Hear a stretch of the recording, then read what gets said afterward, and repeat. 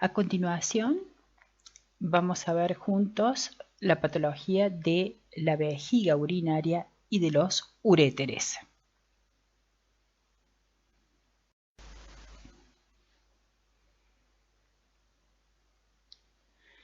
Como habitualmente y en casi todos los órganos, y me han oído decirlo, empezamos por las anomalías congénitas.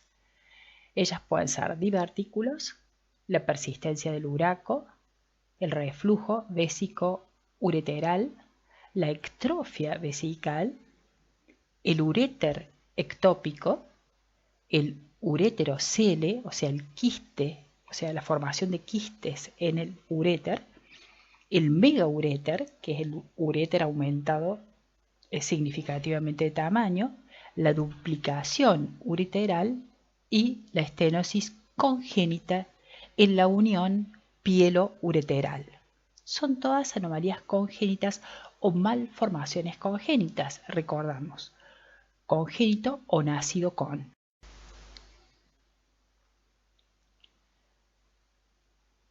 Las enfermedades inflamatorias que comprometen a la vejiga urinaria se llaman cistitis. Y las cistitis pueden ser infecciosas o pueden ser químicas.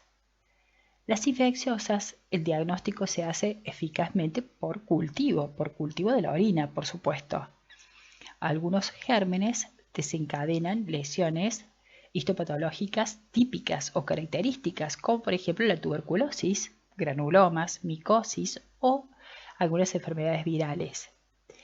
Y las químicas se producen especialmente por la ingestión, que puede ser intencionada o accidental, de distintas sustancias o incluso iatrogénicas, por formol, éter o en la quimioterapia.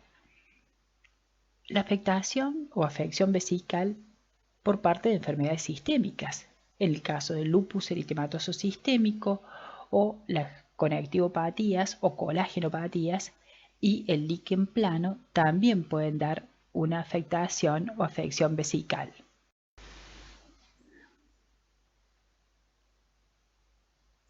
En esta fotografía, un dibujo, un esquema si se quiere, se ha dividido por sexo en mujeres y en hombres. Se han dividido las distintas causas de trastornos inflamatorios o infecciosos. Entonces, por ejemplo, la infección descendente vía de los uréteres por tuberculosis puede afectar tanto a hombres como mujeres. La invasión de los órganos adyacentes a la vejiga urinaria también es factible a través, por ejemplo, de diverticulitis, o sea, divertículos inflamados. El traumatismo también es una puerta de entrada de gérmenes y la posterior, digamos, inflamación de la vejiga. El quirúrgico o el accidental también lo es. Puede incluso no haber un factor etiológico aparente. La diabetes, como saben, los pacientes con diabetes tienen predisposición a padecer trastornos infecciosos. O la caquexia, que es una, digamos, inanición extrema. Cálculos, como ya hemos mencionado, a nivel de la vejiga urinaria o cuerpos extraños. Un tumor también puede ser causa de trastornos, además de obstrucciones, de trastornos infecciosos o inflamatorios. Orina residual, o sea, esa orina que queda acumulada, entonces se orina por rebosamiento, que es causada esta situación por una obstrucción del orificio de salida. En la mayoría de los casos, esto es en el hombre, por supuesto, por hipertrofia de la próstata, como se señala aquí en la foto de la columna de la derecha, ¿no es cierto? La hiperplasia esta nodular de próstata, de la cual les hablé en el otro video. Válvulas congénitas o estenosis. También la retención urinaria puede ser debida a un cistocele o a un divertículo o puede ser consecuencia de un trastorno neurogénico.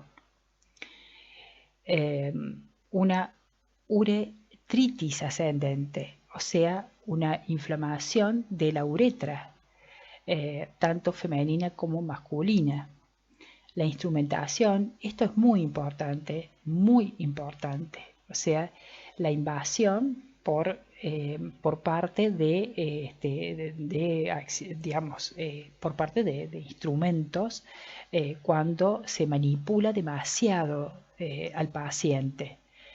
Y una infección vaginal, por supuesto en el caso de la mujer, puede transmitirse a las vías urinarias.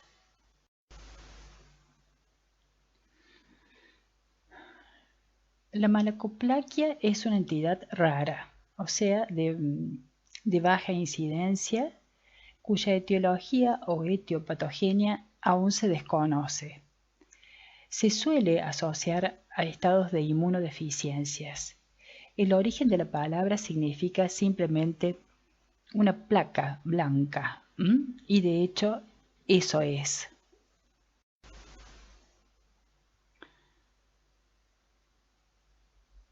Las lesiones consisten en placas blanco-amarillentas, induradas en la mucosa.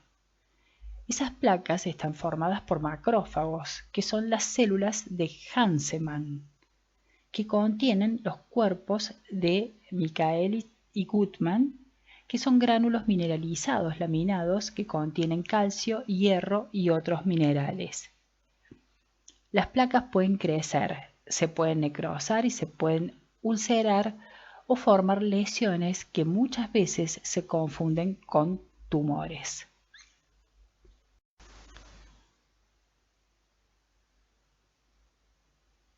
Estas son las placas de colorido blanco amarillento que dijimos anteriormente, induradas, o sea, de consistencia más firme en la mucosa, de una vejiga urinaria abierta, por supuesto. Arriba tienen la desembocadura de ambos uréteres. Y estos son los cuerpos de Michaelis y Gutmann que se describen justamente en los macrófagos de la mucosa de la vejiga urinaria.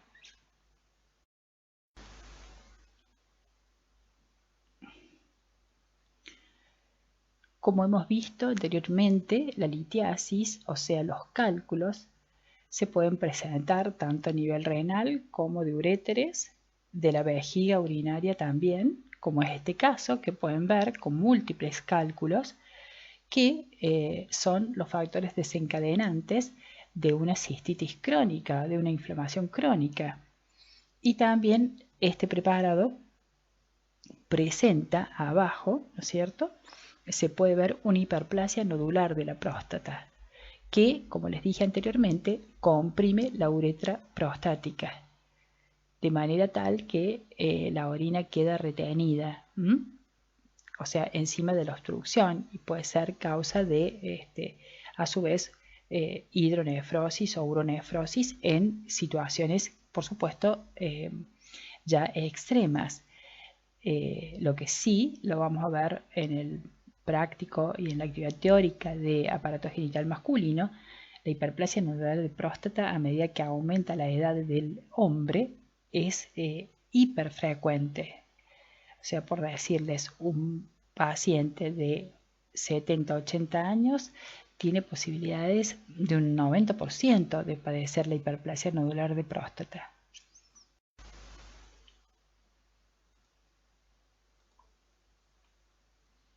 Seguimos con los tumores de la vejiga. Como siempre, los clasificamos en tumores benignos y en malignos.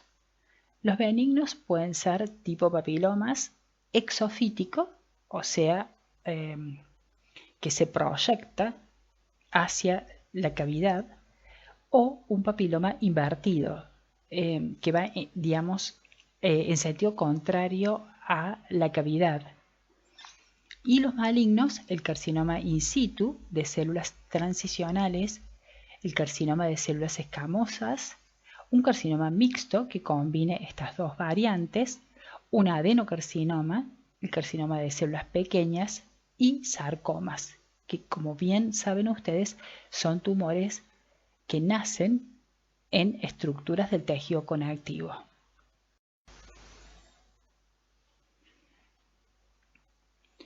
Esta foto es una foto de microscopía óptica, digamos que está teñida con la coloración de hematoxina y eosina, y que simplemente les quiere mostrar, o les quise mostrar, un carcinoma de células transicionales o urotelial in situ, o sea, no atravesó la membrana basal.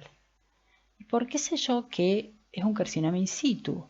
Bueno, porque hay una proliferación de células de este epitelio urotelial, donde las capas son múltiples, o sea, hay muchas capas de células, hay proliferación y hay cierto grado de atipia que me alcanza para decir que esto es un carcinoma urotelial in situ.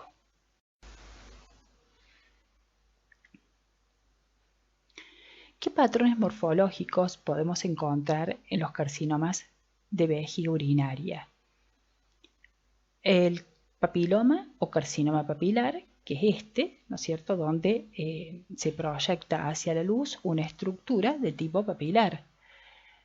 Yo les decía, las papilas son ejes de tejido conectivo vascular revestidos por epitelio, en este caso por epitelio transicional.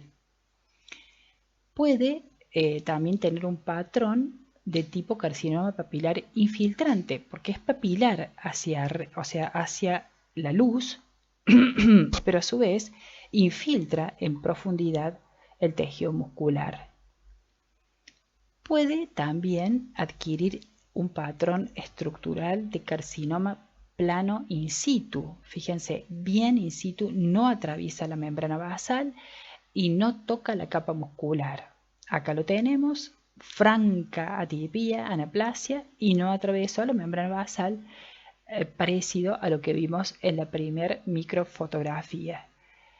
Y la forma de un carcinoma plano infiltrante. Es plano porque no es sobrelevado hacia la luz e infiltra en profundidad hasta llegar a la serosa inclusive. Fíjense acá, se ve la diapositiva.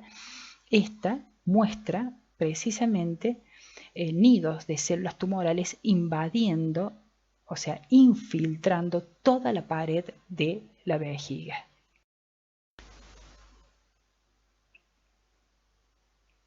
Aquí tenemos entonces un carcinoma transicional de bajo potencial maligno. Es grado 1. ¿Por qué? Porque, bueno, simplemente lo que se muestra es el aumento en el número de capas, o sea, una proliferación de las células uroteliales del epitelio transicional, pero es de bajo grado, de bajo potencial maligno. Hay también una forma de carcinoma transicional de bajo grado, que es grado 2, donde, digamos, ya más allá de la proliferación, existen muchos más rasgos de anaplasia que en el anterior, pero también sigue siendo de bajo grado, transicional de bajo grado. Acá no hay infiltración. Después habrá que ver, ¿no es cierto? Porque aquí es importante saber qué pasa con la pared muscular. Y el carcinoma transicional de alto grado, que es un grado 3, donde también, digamos, hay muchísimos rasgos de pleomorfismo, anaplasia, alteración de la relación núcleo-citoplasmática, irregularidad. Ya no es esto del principio.